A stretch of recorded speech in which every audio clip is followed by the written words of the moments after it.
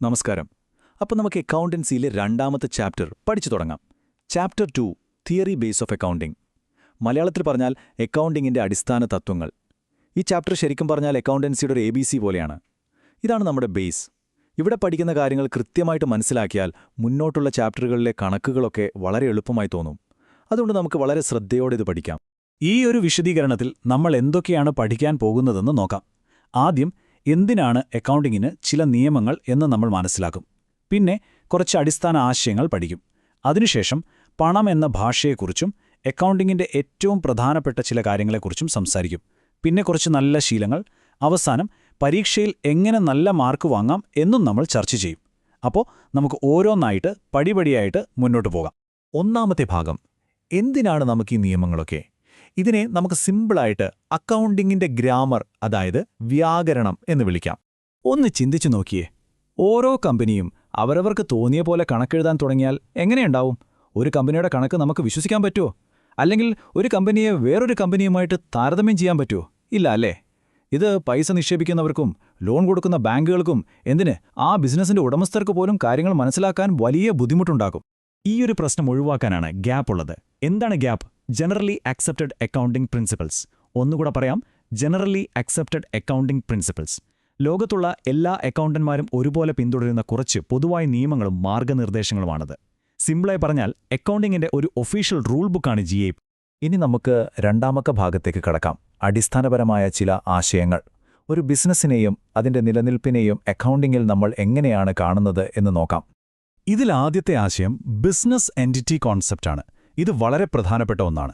ഇതനുസരിച്ച് ബിസിനസ്സും അതിന്റെ ഉടമയും രണ്ടാണ്. അവർ രണ്ട് വ്യത്യസ്ത വ്യക്തികളെപ്പോലെയാണ്. അതുകൊണ്ടാണ് ഒരു ഉടമ ബിസിനസ്സിലേക്ക് പണം മുടക്കുമ്പോൾ, അതായത് ക്യാപിറ്റൽ കൊണ്ടുവരുമ്പോൾ, അത് ബിസിനസ്സിന്റെ ഒരു ബാധ്യതയായി, അതായത് ലയബിലിറ്റിയായി നമ്മൾ രേഖപ്പെടുത്തുന്നത്.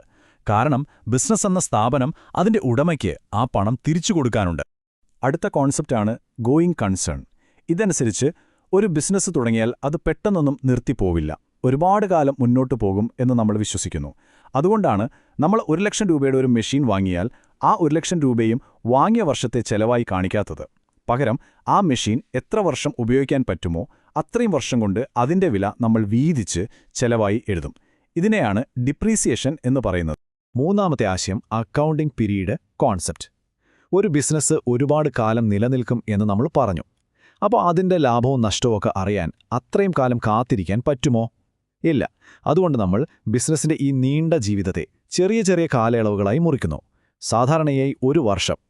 ഈ 1 വർഷത്തെ കണക്കുകളാണ് നമ്മൾ ഫൈനാൻഷ്യൽ സ്റ്റേറ്റ്മെന്റ്സ് ആയിട്ട് തയ്യാറാക്കുന്നത്. ഇനി മൂന്നാമത്തെ ഭാഗം, പണത്തിന്റെ ഭാഷ.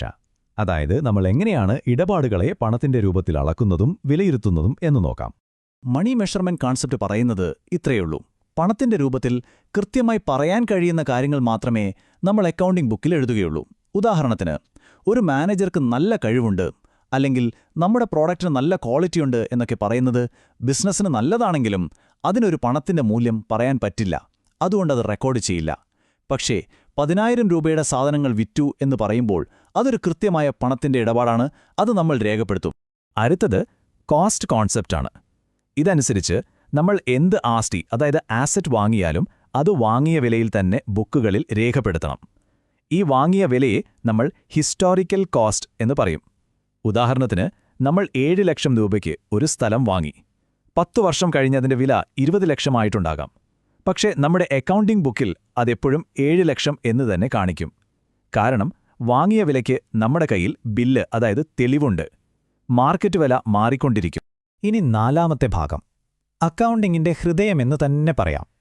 അക്കൗണ്ടിംഗ് പ്രോസസ്സിന്റെ ഏറ്റവും പ്രധാനപ്പെട്ട പ്രവർത്തന തത്വങ്ങൾ എന്തൊക്കെയാണെന്ന് നമുക്ക് നോക്കാം. Dual aspect concept. ഇതാണ് അക്കൗണ്ടിങ്ങിന്റെ അടിത്തറ. ഇത് പറയുന്നത് എല്ലാ ഇടപാടിനും 2 വശങ്ങളുണ്ടാകുമെന്നാണ്. ഒന്ന് കിട്ടുമ്പോൾ മറ്റൊന്ന് കൊടുക്കുന്നു. ഇത് നമ്മളെ അക്കൗണ്ടിങ്ങിലെ ഏറ്റവും പ്രധാനപ്പെട്ട സമവാക്യത്തിലേക്ക്, അതായത് അക്കൗണ്ടിംഗ് ഇക്വേഷനിലേക്ക് എത്തിക്കുന്നു. Assets is equal to liabilities plus capital. ഒന്നുകൂടി പറയാം, അസറ്റ്സ് എന്നത് ലയബിലിറ്റീസും ക്യാപിറ്റലും കൂട്ടിയതിന് തുല്യമായിരിക്കും. എപ്പോഴും ഇത് ബാലൻസ്ഡ് ആയിരിക്കും. അടുത്തത് റവന്യൂ റെക്കഗ്നിഷൻ കോൺസെപ്റ്റ്. ഇത് സിമ്പിളാണ്. നമ്മൾ എപ്പോഴാണോ ഒരു വരുമാനം നേടുന്നത് അപ്പോൾ തന്നെ അത് രേഖപ്പെടുത്തണം.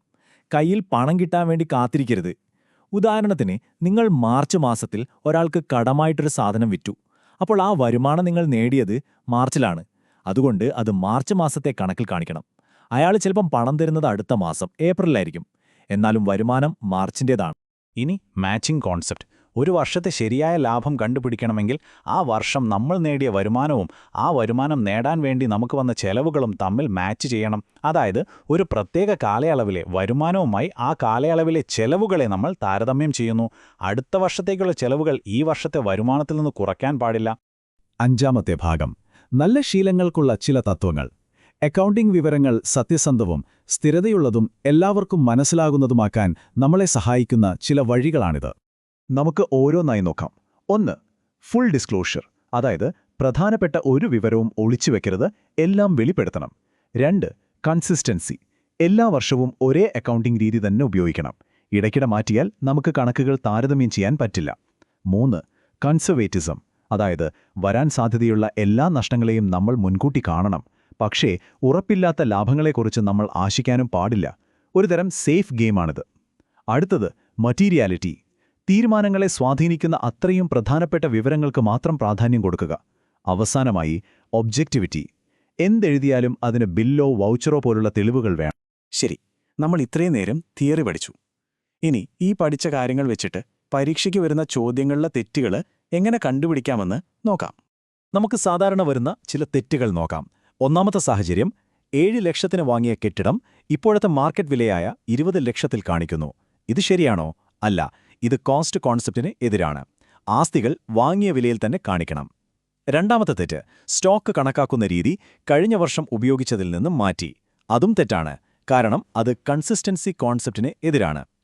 3ാമത്തത്, ഒരു പുതിയ കമ്പ്യൂട്ടർ വാങ്ങി അതിന്റെ മുഴുവൻ വിലയും ആ വർഷം തന്നെ ചെലവായി കാണിച്ചു. അതും തെറ്റാണ്, കാരണം അത് ഗോയിങ് കൺസേൺ കോൺസെപ്റ്റിന് എതിരാണ്. ആ കമ്പ്യൂട്ടർ 5 വർഷം ഉപയോഗിക്കുമെങ്കിൽ അതിന്റെ വില 5 വർഷം കൊണ്ട് വേണം ചെലവായി എഴുതാൻ. അക്കൗണ്ടിങ്ങിൽ പ്രധാനമായും 2 രീതികളുണ്ട്, ക്യാഷ് ബേസിസ് പിന്നെ അക്രൂവൽ ബേസിസ്. ക്യാഷ് ബേസിസിൽ പണം കയ്യിൽ കിട്ടുമ്പോഴോ കയ്യിൽ നിന്ന് പോകുമ്പോഴോ മാത്രമേ നമ്മൾ ഇടപാട് രേഖപ്പെടുത്തൂ. പക്ഷേ അക്രൂവൽ ബേസിസിലാണ് നമ്മൾ ഇതുവരെ പഠിച്ച മാച്ചിങ്, റവന്യൂ റെക്കഗ്നിഷൻ പോലുള്ള എല്ലാ തത്വങ്ങളും ശരിയായി പാലിക്കുന്നത്. അതുകൊണ്ട് ജാപ്പ് അംഗീകരിക്കുന്നതും ശരിയായ രീതിയും അക്രൂവൽ ബേസിസാണ്. പരീക്ഷയ്ക്ക് വേണ്ടി പഠിക്കുമ്പോൾ ഈ 5 ആശയങ്ങൾക്ക് നിങ്ങൾ കൂടുതൽ പ്രാധാന്യം കൊടുക്കണം. ഇവയിൽ നിന്ന് ചോദ്യങ്ങൾ വരാൻ സാധ്യത വളരെ കൂടുതലാണ്. ഏതൊക്കെയാണവ? Business entity, going concern, dual aspect, matching, പിന്നെ കൺസർവേറ്റിസം. ഈ 5 എണ്ണവും എന്താണെന്ന് വ്യക്തമായി മനസ്സിലാക്കി വെക്കണം. ശരി, നമുക്ക് പെട്ടെന്ന് ഒന്നുകൂടി എല്ലാം ഓർത്തെടുക്കാം. ഇതൊരു ഫ്ലാഷ് കാർഡ് പോലെ ഓർത്തുവെച്ചാൽ മതി. ഡുവൽ ആസ്പെക്റ്റ് എന്ന് കേട്ടാൽ എന്തോർക്കണം? Assets is equal to liabilities plus capital. Business എൻറ്റിറ്റിയോ ഉടമയും ബിസിനസ്സും വേറെ വേറെയാണ്. ഗോയിങ് കൺസേൺ, ബിസിനസ് എന്ന് മുന്നോട്ടു പോകും. മാച്ചിങ്, ആ വർഷത്തെ ചെലവും വരുമാനവും ഒരുമിപ്പിക്കണം. കൺസർവേറ്റിസം, നഷ്ടം ഉറപ്പാണെങ്കിൽ രേഖപ്പെടുത്തുക, ഉറപ്പില്ലാത്ത ലാഭം വേണ്ട. ഈ പ്രധാന വാക്കുകൾ ഓർത്തുവെച്ചാൽ മതി. ഈ ചാപ്റ്ററിൽ നിന്ന് നിങ്ങൾ ഒരൊറ്റ കാര്യം മാത്രമേ ഓർക്കുന്നുള്ളൂ എങ്കിൽ പോലും അത് ഇതായിരിക്കണം: അക്കൗണ്ടിങ്ങിന്റെ സുവർണ നിയമം, assets equals liabilities plus capital. അതായത് ആസ്തികൾ എപ്പോഴും ബാധ്യതകളും മൂലധനവും കൂട്ടിയതിന് തുല്യമായിരിക്കും. ഈ ഒരൊറ്റ സമവാക്യമാണ് അക്കൗണ്ടിങ്ങിന്റെ മുഴുവൻ അടിസ്ഥാനവും. ഇതൊരിക്കലും മറക്കരുത്. നിങ്ങളുടെ പരീക്ഷയ്ക്ക് ഇനി ഒരാഴ്ചയുള്ളൂ അല്ലേ? പേടിക്കണ്ട, ഈ പ്ലാൻ ഒന്ന് ഫോളോ ചെയ്തു നോക്കൂ. ആദ്യത്തെ 2 ദിവസം ഈ വിശദീകരണം ഒന്നുകൂടി കണ്ട് പ്രധാന പോയിന്റുകൾ ഒരു നോട്ടിൽ എഴുതിയെടുക്കുക. അടുത്ത 3 ദിവസം ടെക്സ്റ്റ് ബുക്കിലെ ചോദ്യങ്ങൾ ചെയ്തു പഠിക്കുക.